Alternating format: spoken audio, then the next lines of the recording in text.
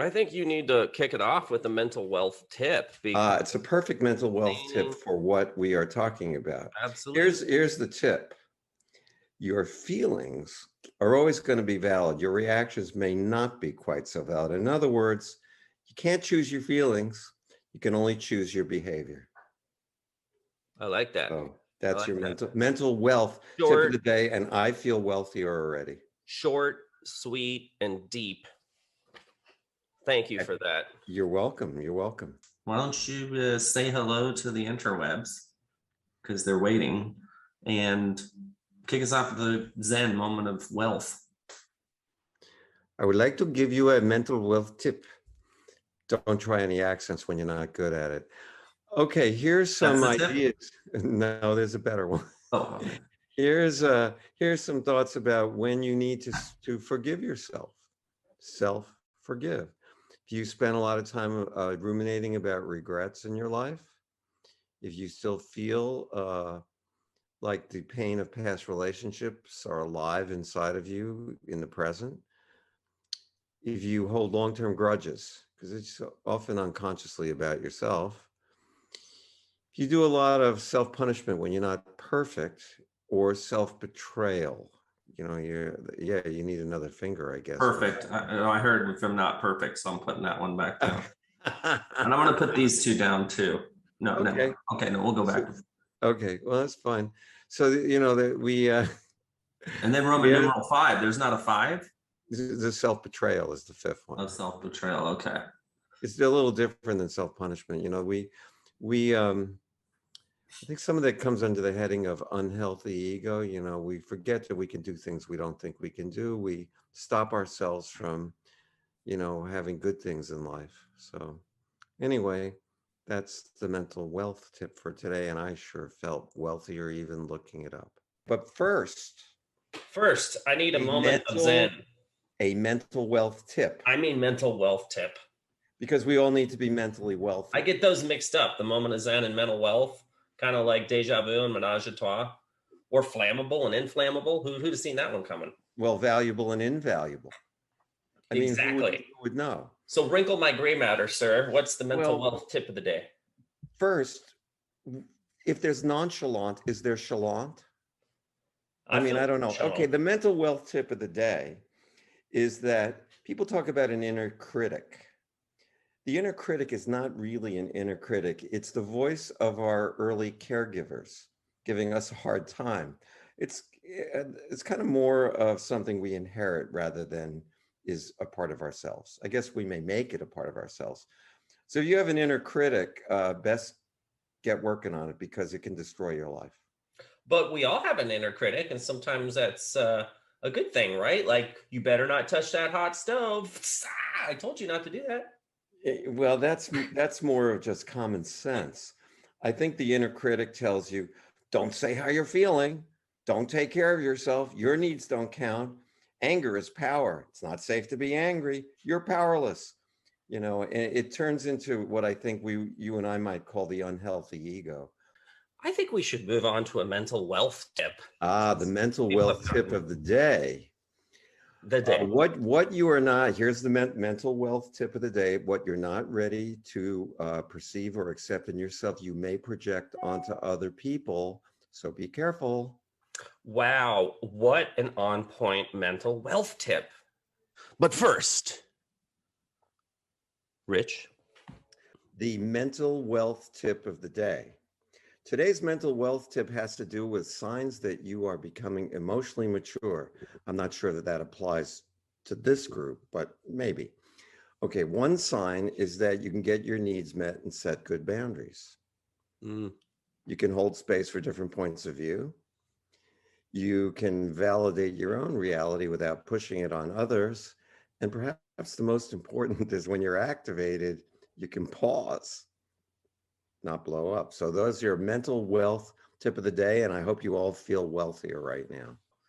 Before we get right down to it, let's do the mental wealth tip of the day. Well, the mental wealth tip today is about anger, and it depends whether you prefer to listen to Mark Twain or Buddha. Basically the same idea. Mark Twain said that anger is a poison that disturbs the vessel let's see, I was here. An Deserve acid. the vessel in which it is stored more than anything else on which it is poured. It's got that little rhythmic thing going. Buddha had it pretty cool. He said that anger is like taking poison and expecting the other guy to die. Mm. And if you look at the effects on anger on physiology and interpersonal relationships, they both had it right. Yeah, but wasn't Mark Twain that he was talking about acid, not a poison, right? Oh, anger is an acid, right? That's right. Yeah, He so said it's acid. this corrosive. I like that because it's this corrosive thing that is continuing to damage its very vessel that it's stored in, and you got to get the evil out. You got to let the anger go, or it will just continue to do what it does best, and that's be caustic and eat its way out. So this is about secure friendship. This is our mental wealth tip. So here are the hallmarks of a secure friendship. Number one, you can have space or distance without guilt. Number two, you can give honest feedback, be vulnerable without any judgment. Number three, and here's the big one, you can allow for different perspectives on things, which is in short supply in our culture nowadays, and mutual respect, which I guess goes with the rest of them. So check in with your friends and you'll see how secure that friendship is. But first, the mental wealth tip of the day. Where's my drum roll? Oh, there it is. The mental wealth tip of the day has to do with substance abuse. Ooh, do you know substances? Well, Mark is the local expert on this. What you Substance call an abuse expert? is the one illness, the one disease, that one of the symptoms is it tells you you don't have it. There are other mental health problems, schizophrenia, even, garden variety depressions, where you can deny that you have it. But that's different. It's more like not being aware of it. This is, you don't have that. You don't have that. Whatever it is, it's not that. That's right. That's right. It's somebody else's fault. Very intriguing. Why don't you kick us off with our mental wealth tip of the week? Okay. I'm feeling poor. Here's some mental wealth for everybody out there. It was never your job to fix, save, or rescue your parents. It's their responsibility.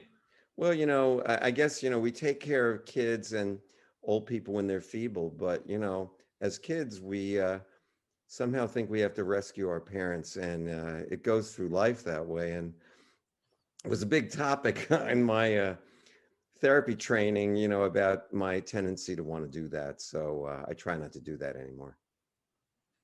Rescue and helping are two really different things. So before we get started with Kundalini and Chi, sir, please indulge us with the mental wealth tip of the day.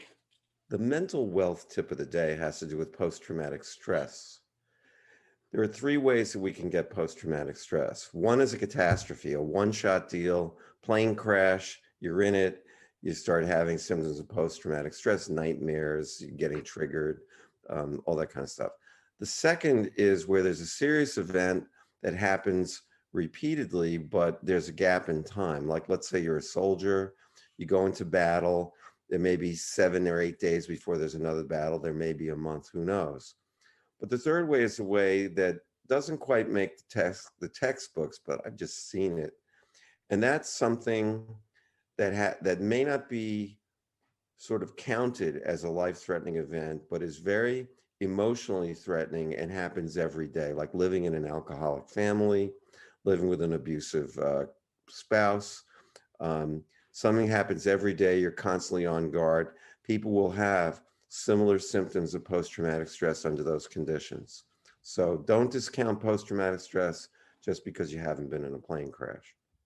And that's the mental wealth tip of the day. And that's the wealth tip of making me mental today. I'm glad that something is like interesting for you.